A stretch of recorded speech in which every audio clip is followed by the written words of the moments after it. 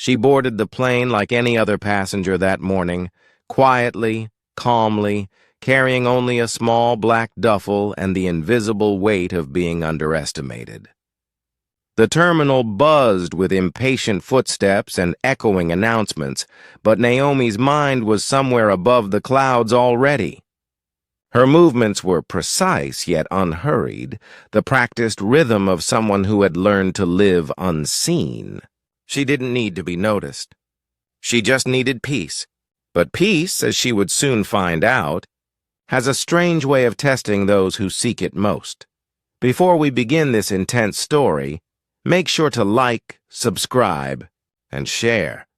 Your support keeps powerful stories like this alive. The boarding gate attendant scanned her ticket and offered a mechanical smile that didn't quite reach her eyes. Naomi smiled back, though she'd learned long ago that some smiles were shields rather than gestures.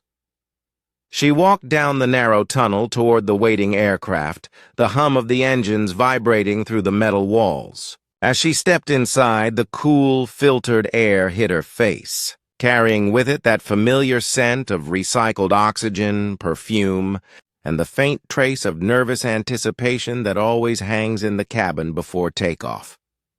She crept to her seat, placing her bag neatly beneath the seat in front of her. People glanced up and then away again, some politely, some quickly, as if her presence required them to remember something uncomfortable. She had seen it before, in offices, in airports, in the way strangers sometimes flinched at the unexpected confidence of a woman who didn't fit their story. But Naomi didn't flinch. She settled in, resting her head against the window, watching the reflections of people finding their places, their voices blending into a low, unending hum. Outside, the sky was pale gold. The first light of morning stretched across the runway, painting the aircraft in soft amber. Somewhere a baby cried. Somewhere else, laughter rippled from a group of businessmen in first class, loud and self-assured.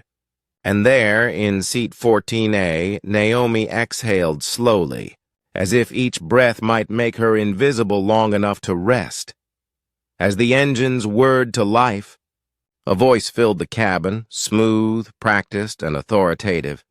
"Ladies and gentlemen, this is your captain speaking." Naomi smiled faintly, recognizing the tone. Every pilot had one.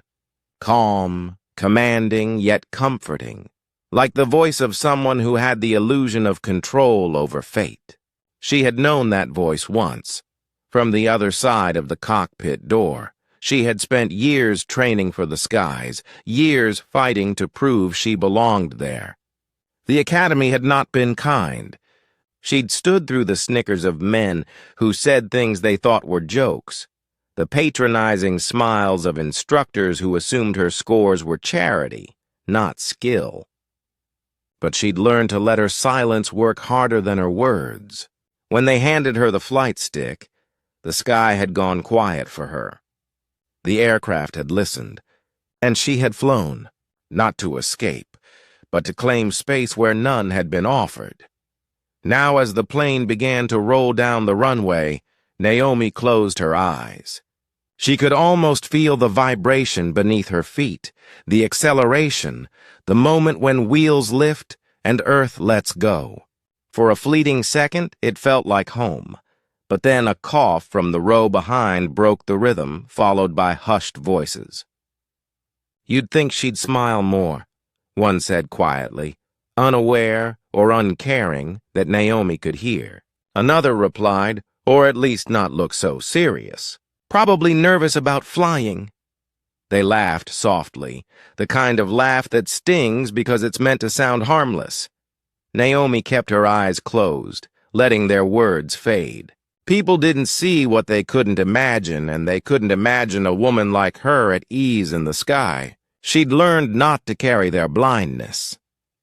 As the plane ascended, the world below melted into patterns of silver rivers and green veins of land. The sunlight poured in, soft and gold, wrapping everything in warmth.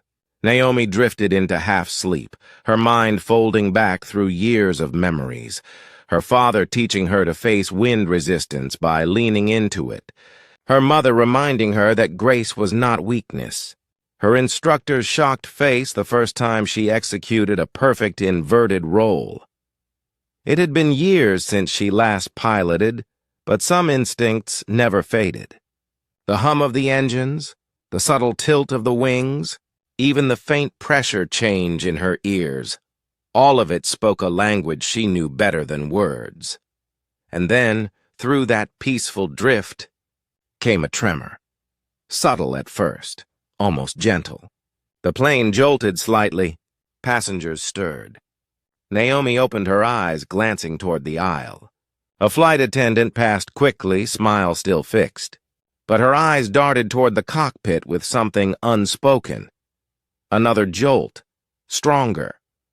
Then a sound, a strange metallic groan that every experienced pilot knows by instinct alone. It wasn't just turbulence, it was resistance. Naomi straightened in her seat, her heartbeat steady but alert. She glanced toward the window. Clouds had thickened, shadows moving like restless waves. The light flickered across the cabin, painting faces in nervous shades. The captain's voice came again, calm, but tighter this time. "Ladies and gentlemen, we're experiencing a bit of turbulence. Please remain seated with your seatbelts fastened." The tone told her more than the words. That wasn't turbulence. That was a system strain. She looked around. Passengers shifted uneasily. A few exchanged looks, others gripped armrests. The murmurs grew, questions whispered, laughter forced. But Naomi heard something different. The faint pitch of the engine fluctuating, too much for a weather patch. And then it came, the sudden drop. Not long, not steep, but enough to make stomachs twist and hearts pound. Gasps filled the air. A woman cried out. The flight attendants steadied themselves, moving with practiced composure. But Naomi could see their hands trembling. She knew that sound. Compressor stall, possibly the right engine. She breathed in, slow and measured. Her pilot's instincts began to map the possibilities, her mind running simulations it hadn't needed for years. Another minute passed.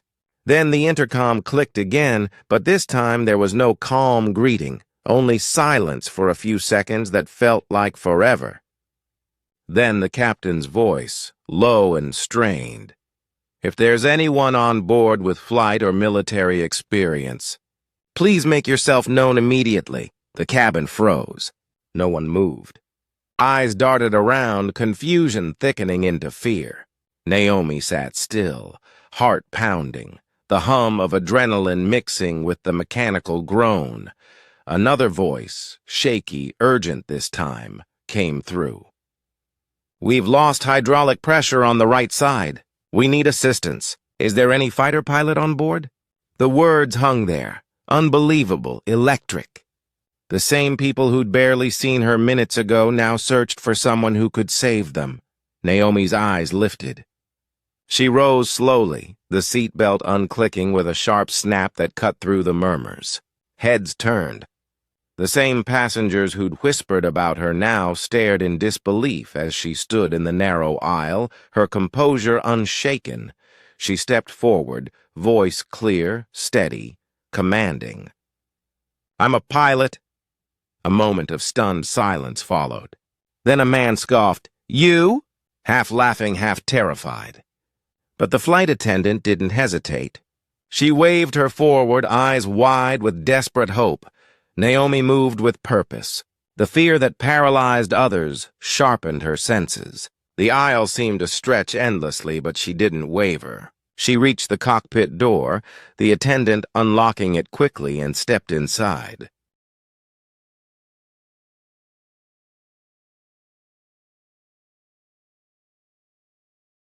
The smell of burned insulation filled the space. Alarms blinked red.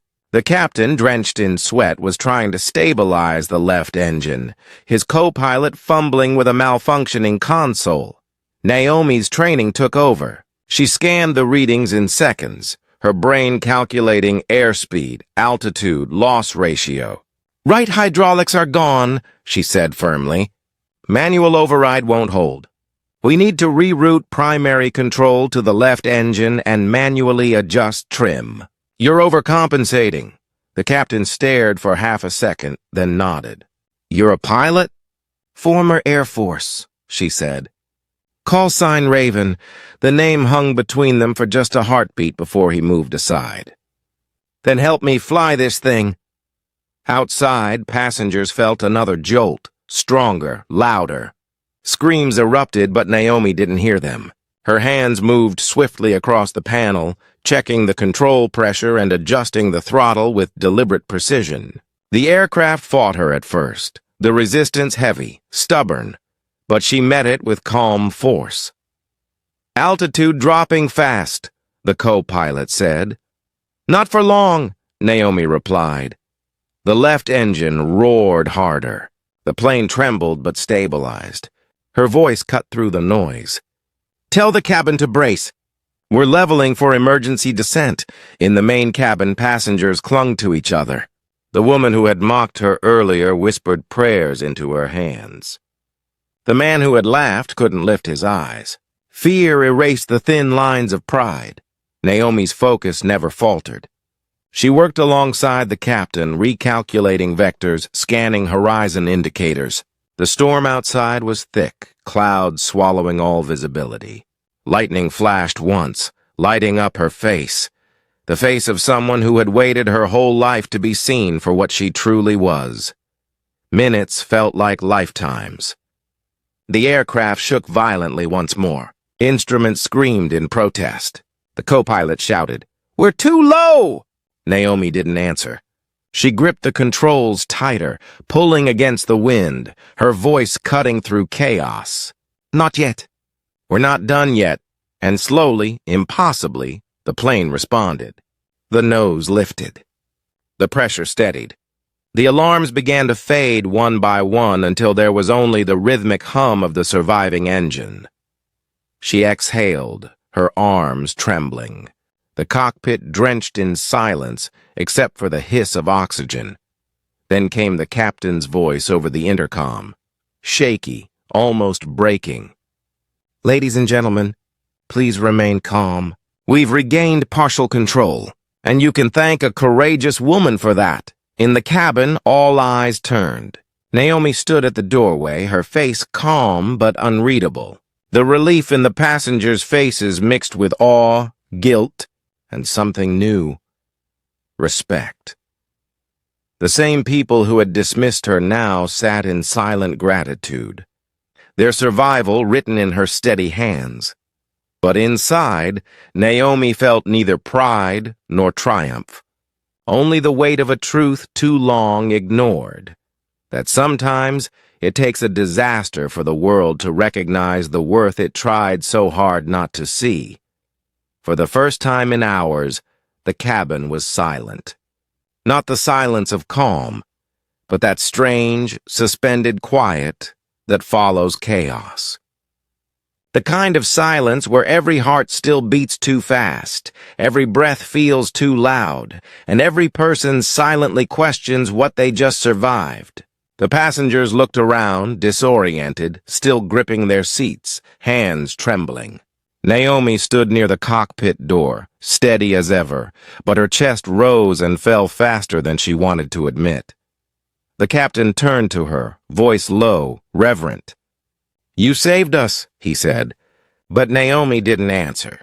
She didn't feel like a hero. She felt hollow. She looked out through the cockpit window. The storm had cleared, revealing vast, endless blue. The kind of blue that mocks human fear. They were safe now, but safety felt strange after what she had seen in their eyes before she took the controls. Disbelief. Doubt. The reflex of judgment before recognition. The captain's voice came again, this time over the intercom. "Ladies and gentlemen, we'll be making an emergency landing shortly. Please stay calm and follow crew instructions." Calm. Such an easy word, she thought. How calmly people dismiss what they don't understand. The descent began, slow, controlled, deliberate. Naomi stood behind the pilots, watching the land approach beneath them, patches of green and brown, the silver thread of a river, a town unfolding in the distance. Her hands still itched from the controls, her muscles tense as if the aircraft still needed her strength to stay aloft. She knew that feeling. It was the same one she carried all her life, the feeling of having to keep control. Because if she didn't, someone else might crash everything. When the wheels finally touched the runway, the entire cabin erupted into applause, loud, grateful, and relieved. The kind of applause that tries to erase fear. But Naomi knew the truth. Applause is easy when the danger has passed. Respect, however, rarely lasts as long. The plane slowed to a stop. The captain stood and looked at her again, still catching his breath. "You're something else," he said, a small smile breaking through the exhaustion. "I'd fly with you any day," Naomi nodded. "Thank you, Captain," she replied quietly.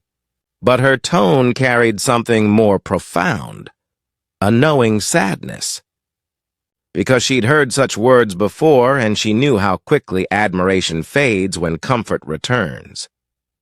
As they disembarked, passengers moved in slow, uneven lines. Some looked at her and smiled, hesitant with gratitude. Others avoided her eyes entirely, the same people who had stared when she stood, who had whispered when she boarded. Now they wanted to move past her as quickly as possible to leave the memory behind. A small boy tugged on her sleeve. "Miss," he said softly, his eyes wide. "You're like a superhero." Naomi smiled, kneeling to meet his gaze. "No, sweetheart," she said. "I just know how to fly." He grinned, not understanding the weight behind those words, and ran to his mother. The woman looked at Naomi with quiet awe, tears still fresh on her cheeks. "Thank you," she whispered. Naomi nodded, but said nothing. Outside, the bright afternoon sun was harsh. Reporters were already waiting, their microphones raised, cameras flashing. News spreads fast when fear is involved. The captain gave a brief statement, a controlled explanation of technical difficulties, and the quick thinking of a trained professional. When he gestured toward Naomi, the reporters turned their lenses on her, their questions firing like bullets. "Are you really a pilot? Were you on duty? How did you stay calm? What's your name?" Naomi stood still, the noise swirling around her like the storm she had just flown through. For years, she'd been invisible. Now they wanted her face, her voice, her story, but only because it fit their headline for the day. A journalist shoved a microphone closer. "Ma'am, can you tell us how it feels to be a hero?"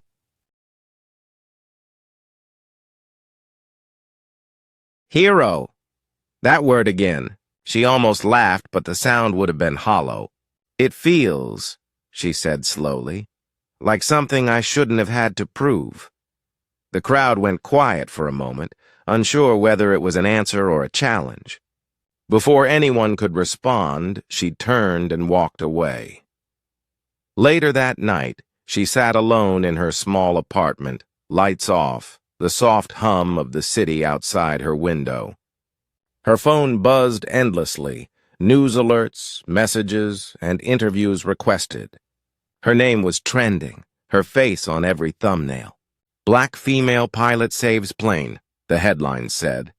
Some called her the real-life miracle. Others said she defied stereotypes, and buried beneath the praise was the quiet irony that it took a near-death experience for people to believe in her. Competence. Naomi leaned back in her chair, eyes fixed on the city lights. She thought of all the pilots she'd trained with, the ones who'd been handed trust before they earned it. She thought of the recruiters who had smiled politely as they said, "You're impressive," but we're looking for someone who fits our team better." She thought of her last day in uniform, when she was told her presence made others uncomfortable. Now, those same people would likely repost her story with hashtags about inspiration and diversity. The hypocrisy almost made her smile, but beneath the exhaustion, something stirred. Not anger this time, but clarity. Maybe this moment, as twisted as it was, could become more than a story of survival. Perhaps it could be a mirror, a reflection of how much the world still refuses to see until it's forced to. She picked up her phone. Dozens of messages filled the screen, from pilots and journalists to strangers thanking her. Among them was one that made her pause. It was from her old mentor, Commander Ruiz, the one who had believed in her when no one else did. "You flew through the kind of storm most people never recover from. Don't let them turn it into a headline. Make it a message." She read it twice, feeling the weight of his words settle deep inside. That night, Naomi couldn't sleep. She kept hearing the hum of the engines, the frantic breathing, the silent disbelief that had filled that plane. She saw faces, pale with fear, dark with shame, lit with gratitude. And she wondered how many more storms like this it would take for people to finally learn to trust without proof, to respect without tragedy. By morning, her name had reached every corner of the internet. News anchors debated her background, influencers used her story for motivation reels, and social media turned her courage into content. But Naomi wasn't watching any of it. She was sitting at her desk, laptop open, typing slowly. Not an interview, but a letter. It began simply, "My name is Naomi. I'm a pilot. And I'm tired of being a surprise." Her words flowed, sharp but honest, raw but measured. She wrote about what it meant to grow up in a world where people mistake your silence for weakness, your excellence for exception, your confidence for defiance. She wrote about how every system teaches you to earn worth that should never have been questioned. She ended the letter with one line that echoed everything she had lived. "I didn't save that plane because I'm a miracle. I saved it because I was trained, just like anyone else would be if they'd ever been given the chance." When she published it, she didn't expect much. But within hours, it spread. People shared it, quoted it, and argued over it. Some called it brave. Others called it divisive. But the truth was simple. It was honest. Interviews followed. Naomi appeared on talk shows, panels, and forums. They introduced her as the woman who proved herself in the sky. Every time she smiled politely, even as the question stung. Why did she have to prove herself at all? One night, during a live interview, the host asked her the question that everyone else avoided. "Naomi, do you forgive the passengers who doubted you?" The studio went silent. Cameras zoomed in. Naomi looked straight ahead, her eyes calm but sharp. "Forgiveness," she said softly, "isn't the problem. Forgetting is, because if we forget, we'll never stop needing miracles to remind us that equality shouldn't be extraordinary." The audience fell quiet. For a moment, no one knew how to respond. That clip spread faster than any headline. It wasn't just her words. It was her composure, her truth, her refusal to let comfort dull the message. People began using her name not as a label, but as a lesson. "Do it like Naomi," they'd say, meaning stay calm, stay steady, speak truth even when no one wants to hear it. But fame, Naomi knew, was fleeting. She wasn't interested in being an icon. She wanted to be a voice that outlasted the applause. So she started something new. A mentorship program for young women of color training to become pilots. She called it Lift because, she said at the first meeting, standing before a group of hopeful faces, the sky doesn't belong to one kind of person. It belongs to those who dare to reach it. The girls listened, their eyes wide, their notebooks open. Some of them had already faced the same doubt she had. Teachers who told them to pick safer dreams, peers who laughed when they said they wanted to fly. But here they were, standing beneath the guidance of someone who had not just flown, but survived a storm of both wind and prejudice. Naomi watched them and felt something shift inside her. It wasn't healing exactly, it was something more substantial. Purpose. And yet, even as her story turned into movement, there were nights she still woke up to the sound of that plane, the alarms, the turbulence, the fear in their eyes. Trauma, she realized, doesn't leave when the danger does. It lingers, whispering in the quiet hours, reminding you that courage always has a cost. One evening, after speaking at a university seminar, Naomi stepped outside into the cool air. The night sky stretched wide above her, endless, free, unjudging. She tilted her head back, watching a plane cut through the darkness, its lights blinking faintly like a heartbeat against the stars. Somewhere, someone up there was flying, maybe another woman like her, steady at the controls, unseen by the passengers who trusted her life in her hands without question. Maybe one day that trust would no longer be rare. She smiled, the kind of smile that carried both weariness and hope. Because change doesn't come with applause, it comes with persistence. And Naomi, the woman they once doubted, had both. As she turned to leave, her phone buzzed again. Another notification, another headline. But this time she didn't read it. She didn't need to. She already knew her story no longer belonged to her alone. It belonged to every person who had ever been told they didn't belong where they were standing, and chose to stand anyway. The days that followed were a blur of activity, expectation, and quiet resistance. Naomi found herself stepping into spaces she had once only observed from the outside. Boardrooms, interviews, public panels, all places where she had once been ignored, now looked to her as an example, a symbol, a cautionary tale, and, at the same time, a spark of hope. But the more she moved through the world, the more she realized that admiration could be as heavy as fear. Every compliment carried the weight of surprise, as if her capability was a shock rather than a right. At her first lift session, she had watched the young women enter hesitantly, glancing sideways at one another, measuring themselves against a ceiling society had never imagined they could touch. Their eyes, wide with equal parts hope and doubt, reminded Naomi of herself at their age. She could almost hear the echoes of all the times she had been underestimated, overlooked, told she was too much or not enough.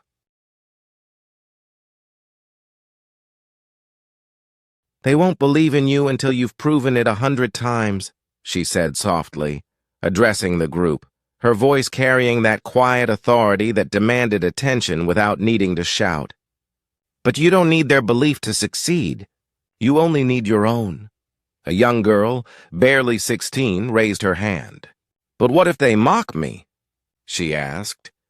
Her voice trembled, betraying the fear instilled in her by years of small dismissals from teachers, classmates, and strangers who treated curiosity as audacity. Naomi paused. She could have offered a comforting platitude, a practiced reassurance, but she wanted them to understand the absolute truth, the one she had learned in flight schools, on the tarmac, in a cockpit where every mistake could be fatal. "They will mock you," Naomi said calmly. "They will whisper, laugh, and doubt your abilities, and sometimes they will even look right at you and pretend not to see.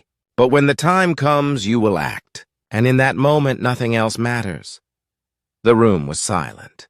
Each girl absorbed her words, their young faces reflecting the seeds of courage. Naomi felt a weight lift, not from their belief in her, but from the knowledge that the fire she carried might ignite other flames. Meanwhile, outside the classroom walls, the world remained a storm of scrutiny and sensation.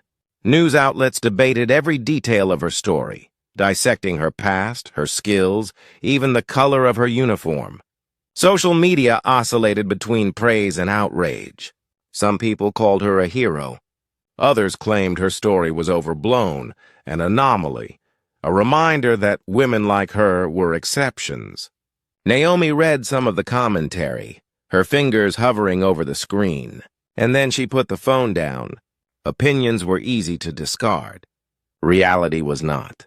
Reality was the work waiting for her, the young women waiting to be seen, trained, heard. Her evenings became a rhythm of preparation and reflection. She spent hours refining flight simulations for her students, checking manuals, correcting errors, and teaching both the technical and emotional nuances of aviation. She emphasized resilience, how to manage fear, how to maintain calm when the cockpit shakes and the instruments scream, how to trust both the plane and oneself when the world seems determined to doubt you. Yet, as her program grew, so did the subtle resistance. Sponsors questioned her methods, concerned about the message she was projecting. Local news hinted at controversy, framing her mentorship as a radical experiment rather than empowerment. Naomi felt it like turbulence, a vibration through the air that could destabilize the calm she had fought so hard to achieve. She recognized the familiar pattern, admiration always tempered by disbelief, by the need to diminish someone who refused to fit the expected mold. One evening, after a particularly grueling seminar, she returned home to find a letter slipped under her door. No name, no return address. Just the words, "Not everyone wants you to fly." Her first instinct was to dismiss it, to let it vanish into the background noise of a world accustomed to silencing voices. But she couldn't ignore the tremor it left in her chest, the stark reminder that visibility comes with a cost. And visibility, she realized, was what she now commanded. She had been invisible for so long that being seen felt like walking on a tightrope over a canyon she didn't yet know how to cross safely. In the following weeks, the challenges intensified. Naomi received emails questioning her qualifications, subtle attempts to undermine her credibility. At conferences, some men dismissed her contributions, talking over her, examining the data she presented. At the same time, young girls in her program excelled in ways that challenged every assumption the world had about them. They performed maneuvers, completed simulations, and absorbed lessons with a speed and precision that startled even Naomi herself. It was a strange duality. For every step forward, there seemed to be a whisper pushing back. She began to understand, with an almost painful clarity, that her story was not merely about the flight that had saved lives. It was about every person who had ever been doubted, who had ever been silenced, who had been forced to prove themselves before they could exist entirely in the world. Then came the day that tested everything she had built. A major airline had offered her program a partnership, funding, resources, visibility. On the surface, it was a dream come true. But in the fine print, she saw the conditions. Control over the curriculum. The night was heavy, thick with anticipation and a storm brewing outside, both literal and unseen. Naomi had just finished a late-day flight simulation with her students, guiding them through maneuvers that tested not only skill but courage. When the phone rang, she glanced at the screen and froze. The caller ID was unrecognizable, but the tone of urgency pulsed through her before she even answered. "Yes?" she said cautiously, her voice steady though her pulse raced. A voice, sharp and clipped, replied, "Miss Naomi Raven? There's a situation. A commercial flight. You need to get to the airport immediately. It's critical." The line went dead before she could ask questions. Naomi didn't pause. Her mind went into immediate calculation. Distance, time, possible aircraft type, probable complications. Years of training, split-second decision-making, and experience at every level of aviation surged forward. She grabbed her bag, her duffel, her flight jacket, moving with precise urgency. The city around her blurred as she drove, headlights slicing through rain-slick streets. Every red light, every delay, every second felt heavier than it should, each one a potential risk in a race against fate. By the time she arrived at the airport, the terminal was chaos. Passengers huddled, flight attendants moving frantically, the scent of tension sharp in the recycled air. Naomi didn't hesitate. She identified herself immediately, and the staff, recognizing the name now famous through headlines and viral clips, allowed her through the secure gate without question. She reached the plane just as the passengers were being instructed to brace. Naomi's eyes swept the cabin, and for a heartbeat she saw panic. The same disbelief and fear she had once seen directed at herself, but magnified 100-fold. Her stomach tightened as she stepped onto the plane, her presence alone drawing attention. Heads turned, whispering, silent astonishment hanging in the recycled air. The captain, pale and tense, met her gaze. Right engine failure. Electrical anomalies. We've tried everything. Systems are failing, and we can't stabilize descent. We don't have time. Naomi didn't flinch. She had faced the unimaginable before. She understood fear, she understood panic, and now she understood the responsibility of carrying hundreds of lives on the edge of catastrophe. "Let me see the cockpit," she said calmly, though her heart hammered. She didn't expect gratitude.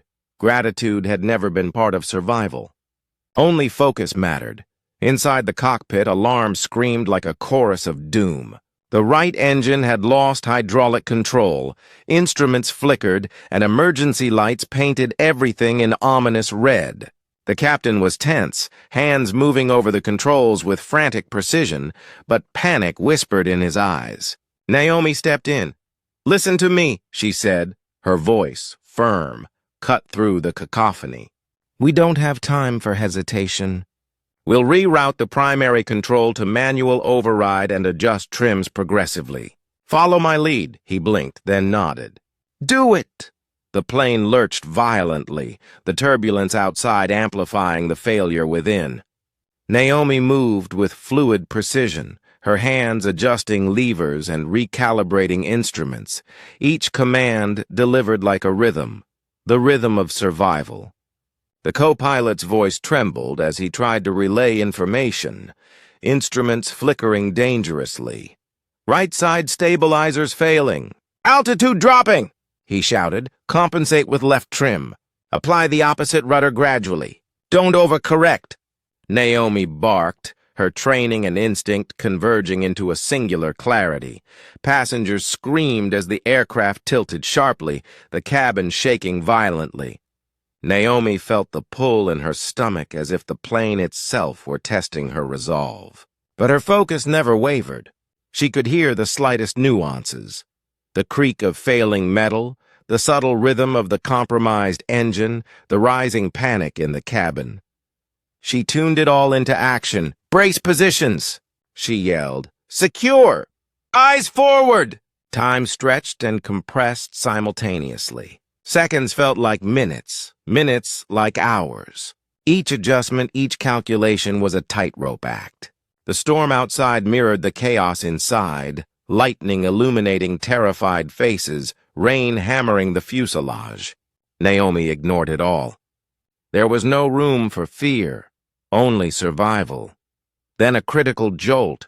The right stabilizer gave way almost entirely. The plane lurched violently, and a collective scream filled the cabin. Passengers gripped seats, knuckles white. Flight attendants clutched straps, shouting instructions over the din. Naomi's voice cut through with precision, her words short, exact, impossible to ignore. "Apply incremental throttle on left engine. Gradual climb!" Adjust pitch. Steady. Now. The aircraft responded, but barely. Naomi's hands were steady, sweat dripping down her face, muscles screaming, mind calculating angles, wind pressure, and weight distribution faster than anyone could see. Every fraction of a degree mattered. Every misstep could mean catastrophe. She glanced briefly at the captain. He nodded, trusting her with the plane, with hundreds of lives, with the consequence of every action. He had been a teacher, now a student of necessity. Together they moved like a single unit, harmonizing with the machine that threatened to betray them. Another scream from the cabin as a sharp lurch sent luggage tumbling. Naomi's eyes flicked to the altimeter. Altitude dangerously low. She made the split-second call. Prepare for emergency descent. Cabin brace positions immediately! The murmurs of panic rose into a crescendo as passengers followed the instructions. Naomi's presence was a beacon of calm. Her voice was the tether in the storm, guiding fear into action. She could feel the pull of gravity, the tremor of metal, the instinctive animal-level fear of every person on board. But she did not allow it to dominate. She could not. Minutes, or what felt like hours, passed. The plane fought her at every turn. But slowly, imperceptibly, the system stabilized enough for a controlled descent. Naomi's voice never faltered.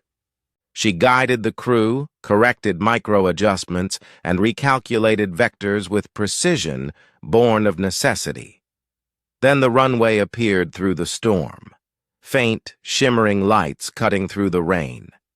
Naomi's pulse quickened, but her hands remained sure. She guided the plane's nose with exact precision, aligning for landing, every adjustment intentional, deliberate, life-saving. Flaps down. Wheels deployed! Steady, steady. The wheels hit the runway with a violent jolt.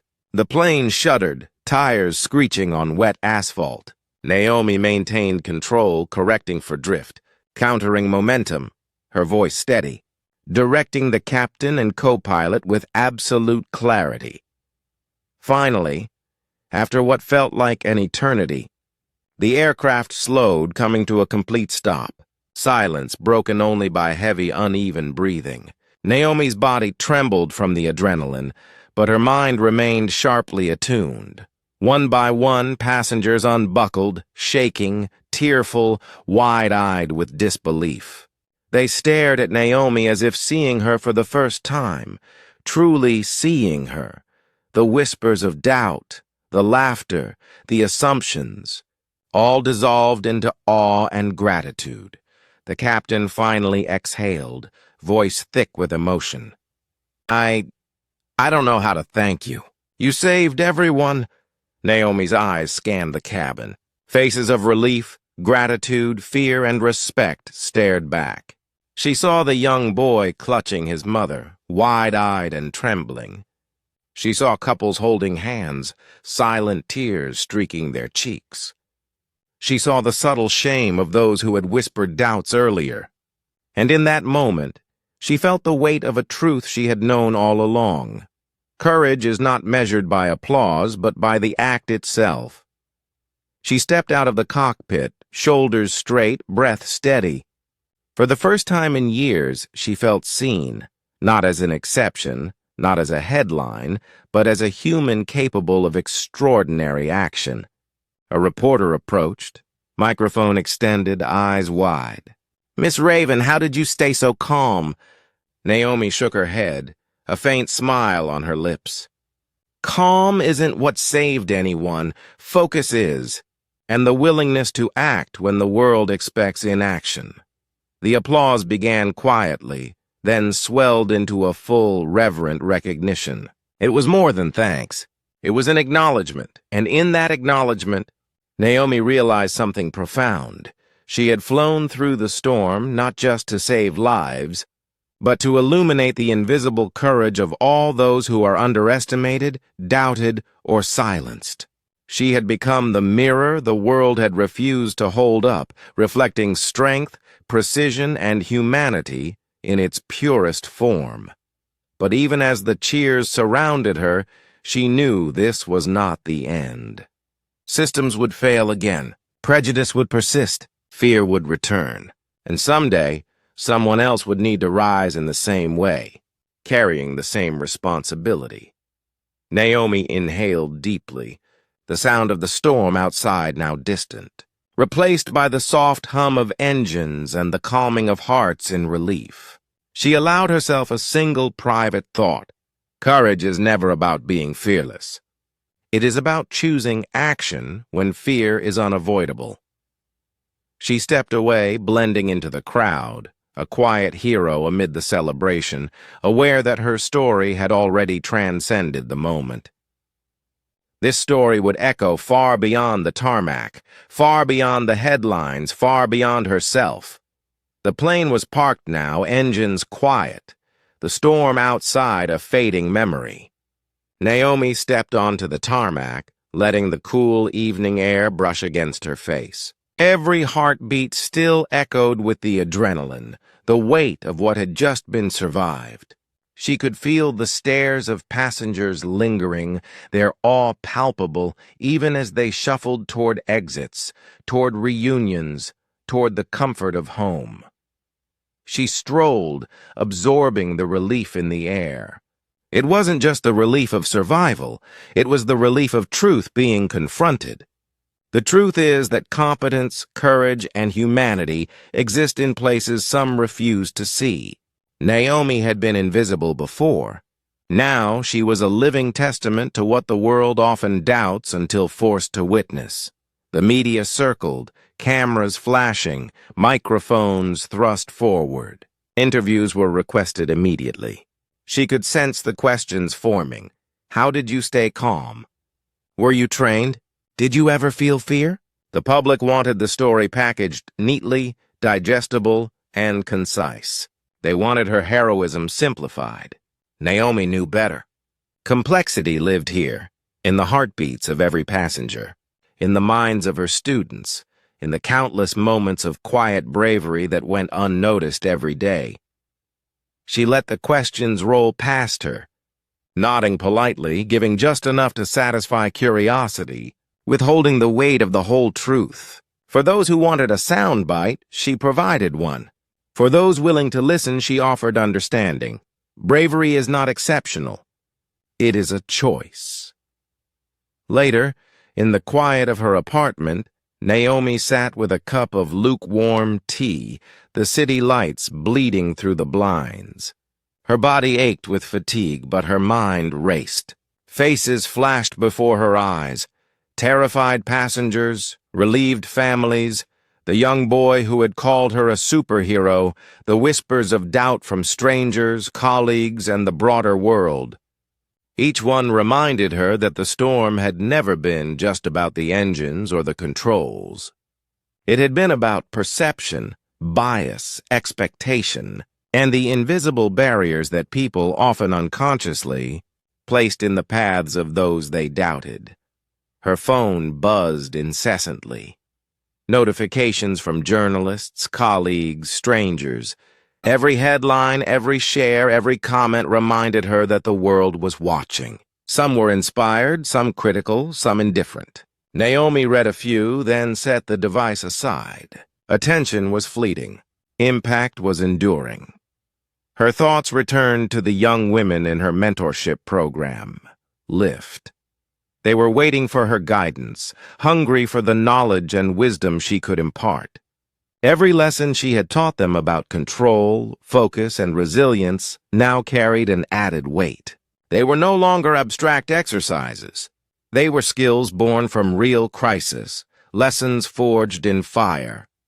Naomi began writing letters to her students, sharing not only technical insights but also the emotional truths of navigating a world skeptical of their abilities. She wrote about persistence, about standing firm when the system questions your place, about the subtle ways bias can infiltrate both hearts and institutions. She reminded them that courage wasn't about winning approval. It was about maintaining integrity, taking action, and staying focused when the world hesitates to recognize your worth. Each letter she sent out became more than an instruction. It was a bridge, connecting her lived experience with the aspirations of those who would follow. Through these messages, Naomi found a new rhythm. The work she had done to survive had transformed into work to empower, to lift, to build a generation that would be seen before being doubted. Yet, even amid the victories, Naomi recognized the persistence of struggle. The world had celebrated her moment, but it had not changed overnight. Systems still questioned, people still underestimated, and prejudice lingered in subtle, insidious forms. Her own reflections carried both pride and melancholy. She had saved lives and inspired countless individuals, yet the larger fight for recognition and equality remained far from over. One evening, during a quiet walk along the riverside, Naomi paused to watch a plane streak across the darkened sky, its lights twinkling like a heartbeat against the night. She thought about the countless other pilots, women of color, individuals who had never had a chance to shine, whose brilliance had been ignored or suppressed. She considered the weight of legacy, not just the momentary recognition, but the enduring impact that actions, courage, and mentorship could leave in a world reluctant to see change. Naomi understood then that the story would not belong to her alone. It was now bigger than a single flight, a single hero, or a single act of courage. It belonged to everyone who had been doubted, overlooked, silenced, or underestimated. It belonged to those who would carry her lessons forward, who would challenge assumptions, break barriers, and redefine what the world deemed possible. Her phone buzzed again. Another news alert. Another viral clip, another social media post. She didn't look at it. Recognition, she realized, was ephemeral. What mattered was endurance, purpose, and the silent, persistent work that inspired genuine change. Naomi returned to her office the next morning, greeted by students eager for guidance, questions, and encouragement. She smiled, allowing herself a brief moment of satisfaction, tempered with the knowledge that each day was a step, each challenge an opportunity, each triumph a reminder of the responsibility carried by those who refuse to be invisible. She addressed her students with quiet intensity. Remember, courage is not the absence of fear. It is an action in its presence. You will face doubt. You will face resistance. But you will also have the power to rise above it, to lift others as you rise, and to shape a world that finally sees what you are capable of. The words settled in the room like a pulse. Eyes brightened. Faces straightened. Naomi knew that the ripples of this moment would extend far beyond the classroom, far beyond the tarmac, far beyond the headlines. In private reflection, Naomi allowed herself to acknowledge a rare, profound sense of completion. The crisis had passed. Lives had been saved. Lessons had been imparted. Seeds had been planted. Yet she knew the fight was ongoing. Systemic change, cultural perception, and personal resilience all demanded vigilance. The story she had lived, the storm she had flown through, the societal barriers she had confronted, they were part of a continuum. And she, like all those who dared to act in the face of doubt, was both participant and witness. That evening, Naomi drafted a public message, a reflection on the journey she had endured, the lives she had touched, and the reality of racial bias that still permeated her profession. She wrote with honesty, vulnerability, and unwavering clarity. I survived the storm not because I am extraordinary, but because I was trained, prepared, and willing to act. Let this story serve not as a testament to exception, but as a call to recognize capability, to dismantle doubt, and to empower those who have been overlooked for too long. The message was shared widely, prompting conversations, debates, and, most importantly, reflection. For Naomi, the impact was not in the numbers, the likes, or the shares. It was understood that change begins with awareness, continues with action, and endures through persistence. As she prepared for another day of teaching, mentoring, and guiding her students, Naomi felt the weight of her experiences settle into purpose. She had been tested by fear, doubt, and systemic injustice. She had acted, survived, and inspired. And now she moved forward not as an anomaly, not as a headline, but as a beacon, illuminating a path for those who would follow, reminding the world that courage, skill, and resilience know no color, no limitation, and no exception. Looking out at the horizon, the last light of the day painting the sky in shades of orange and gold, Naomi whispered to herself, "This is only the beginning. The world may not always see us, but we will always rise. We will always soar. And one day, being exceptional will no longer be the requirement for being seen." She turned back to her students, their faces filled with anticipation, determination, and hope. She stepped forward, ready to guide them, prepared to lift them, ready to face the storms ahead, knowing that every flight, every act of courage, every challenge overcome would echo far beyond the skies. Naomi's story had ended in headlines, but its impact had just begun. And for those willing to listen, to act, and to believe in the unseen, the lessons would carry on forever like the steady, unwavering pulse of a heart that refuses to be silenced. If this story moved you, don't forget to like, subscribe, and share. Your support helps more voices be heard.